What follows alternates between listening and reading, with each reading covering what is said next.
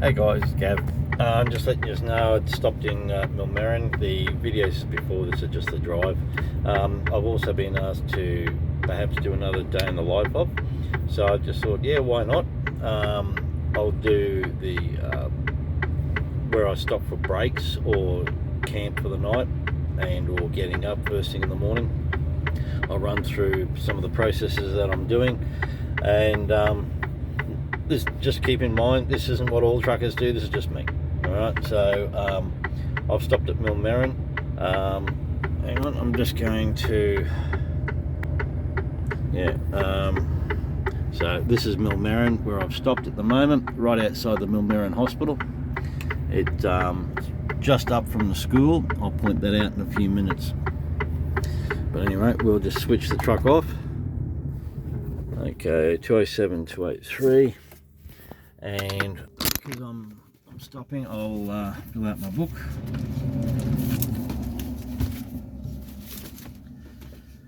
Gotta make sure we fill this out. Tell you what, you can get into an awful lot of trouble if you don't.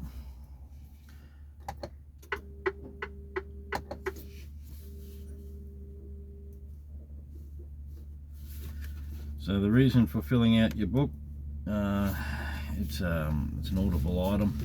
The Department of Transport uses to ensure that you've had appropriate amounts of brakes. They can do calculations to check to make sure that you haven't been speeding, etc. All that sort of good stuff. Come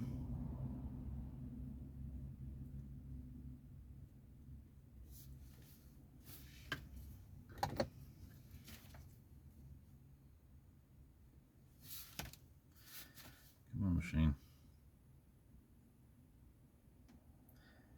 We're going to some more interesting stuff in a moment. Now, okay, 283. So from where I left the depot to here, I've done approximately 269 kilometres. That's how far I've gone. So you can see in the background, it's chaos. It's all my stuff. It's on the bed, and there's my esky. I use that then to throw cans in. That's my water bottle, and I've got a small pump just here. I've just been charging it up on the trip up so far. It should actually be charged up enough. So pull the top off, and this isn't as easy to do. Oh, damn it. This isn't easy to do single-handedly.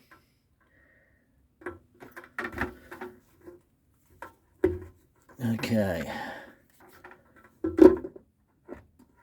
Oh, great, it's not sitting on there properly. Oh, well, fair enough.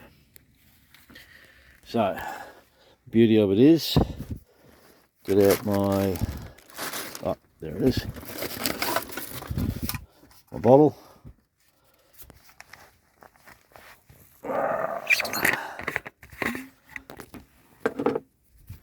Sorry about the footage. Okay, so I'll press the button again. Get the air out. See, totally unscripted.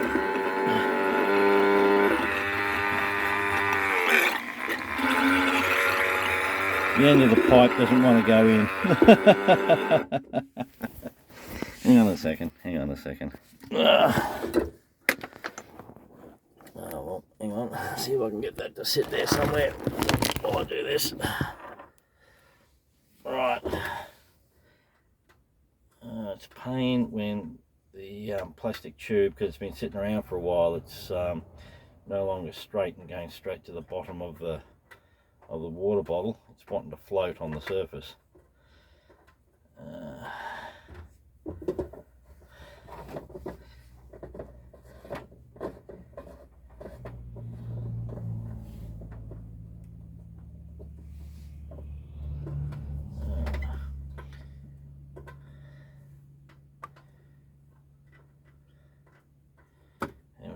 So I'm just trying to bend it at the moment.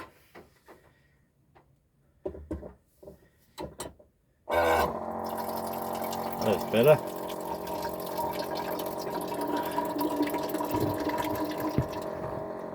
Okay. Okay, so I'm just going to get my the amount of water I normally put in for my shake ups. 16 ounces of water. Beauty. I'll pull that out,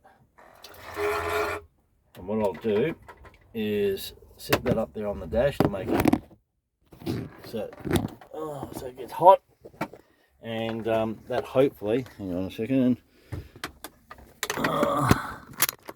so once it gets hot it'll become a little bit more malleable and I'll be able to stretch it out and do the thing I need to do. So we'll let that sit there in the sun for a little while. It's nice and warm out here, so it shouldn't take too long and it'll do its thing. Now the other thing, there's my cooker. Well, now Sarah cooked up some dinner last night and made up extra, and that's it there. And that's been warming up for a little while now, so that's just about ready to rock and roll. So what I'll do is I'll just jump out and I'll do the checks on the truck.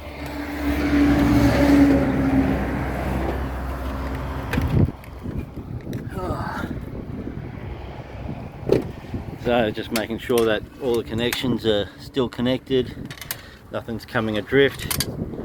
Having a look at the tyres, just a visual check. Everything looks okay in the tyres there. Make sure that the turntable pin is still across. Yes, it is. Having a look down the side, making sure the clips are still done up. There's the hose clamps there. Now the trailer tyres look okay. The second turntable, there you can see the pins across at the top there. So yeah, that's good. These tyres are all okay. They're sitting there, don't look bulged out. Just a view from the back of the truck forward. Nothing sticking out through the side of the curtains. The same this side, having a look see. All tyres look okay. Good thing about getting out and having a walk around too is it stops you from getting sleepy. If all you ever do is sit in the truck all the time, you just get sleepy. Yep, fire extinguishers are secure.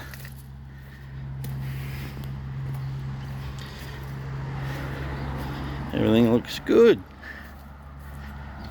Looks very good. So there's the hospital. There's a water park, and just on the other side of the water park is the school. That's great. So there's my girl.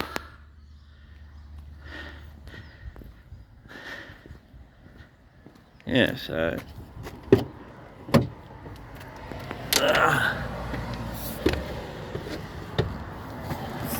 so there we go.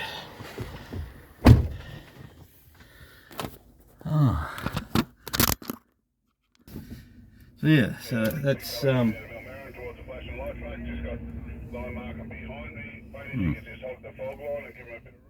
yeah, I'll turn that down. So one of the other things I'll do is I'll get myself the ketones.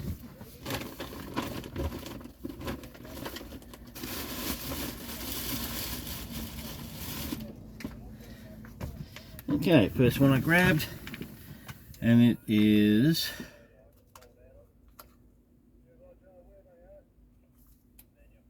Splash. That's good. So I'll just drop a splash, and then I'll be able to have some lunch. Granted, you won't need to watch me eat, I'm sure of that.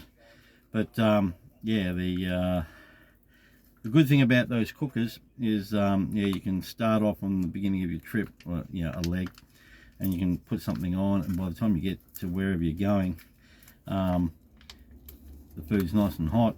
So you're having a nice hot meal instead of having just cold food, or having to stop at a service station or something like that. Yeah, like, it's a great service that they put on at the roadhouses, you know, for meals and all that sort of good stuff. But good heavens, it gets expensive after a little while, and the food, there's a lot of fat and sugars and stuff like that in it, so it's not the best for you.